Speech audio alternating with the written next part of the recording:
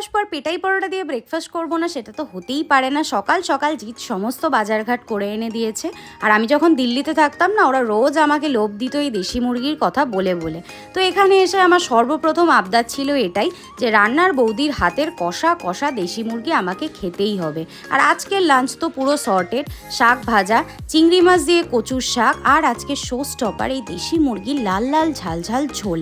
আমার বর আগে কোনোদিনও দেশি মুরগি ট্রাই করেনি, আর ওর তো এটা এতই ভালো লেগেছে, ও বলছে আমি যতবার মেদিনীপুরে আসবো আমার ততবার এটা চাই। দুপুরে একটা ভাত ঘুম দেওয়ার ইচ্ছে থাকলেও সবাই মিলে বেরিয়ে পড়েছি, যাচ্ছি একটু তাজপুরের দিকে। যেহেতু কালকে মেদিনীপুরে বৃষ্টি হয়েছে, এই জন্য দেখতেই পাচ্ছ বীচটা কতটা সুন্দর।